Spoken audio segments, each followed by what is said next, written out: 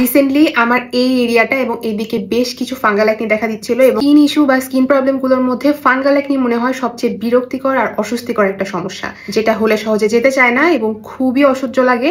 স্কিনে একদম ইরিটেশন হতে থাকে, রেডনেসের স্কিন ভরে যায়।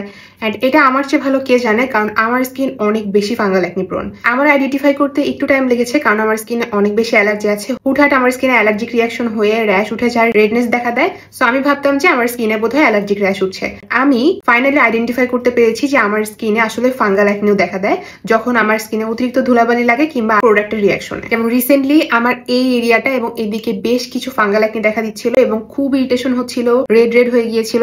এখনো তোমরা চাইলে দেখতে পারো যে এখানে একটা অ্যাকনি আছে, এখানে আছে। এগুলো কিন্তু ফাঙ্গাল অ্যাকনি। আরো অনেক ফাঙ্গাল অ্যাকনি আমার স্কিনে হয়েছিল। এগুলোকে আমি কিভাবে রিডিউস করেছি, কোন কোন প্রোডাক্ট ব্যবহার করেছি, কোন স্কিন কেয়ার মেনটেন করেছি, সবকিছু বলবো এই ভিডিওতে। তো ভিডিওটা অবশ্যই লাস্ট পর্যন্ত দেখতে হবে এবং আরো কিছু টিপস আমি দিব যেগুলো মেনটেন করলে তোমরাও ফাঙ্গাল অ্যাকনি থেকে মুক্তি পেতে পারো। অনেকদিন ধরে তোমরা আমাকে রিকোয়েস্ট করছো, আপু ফাঙ্গাল অ্যাকনি নিয়ে একটা ভিডিও করো, ফাঙ্গাল অ্যাকনি নিয়ে একটা ভিডিও করো। আমি চিন্তা করেছিলাম এটা নিয়ে ভালোভাবে একটু স্টাডি করে তারপর ভিডিও মেক করব। রিসেন্টলি আমার নিজের স্কিনে এমন ফাঙ্গাল অ্যাকনির সমস্যা হয়েছিল যে আমার জন্য এটা তোমাদের সাথে শেয়ার করা আরো ইজি হয়ে গিয়েছে। কিভাবে আমার ফাঙ্গাল অ্যাকনি কমিয়েছি, যদিও এখনো সম্পূর্ণ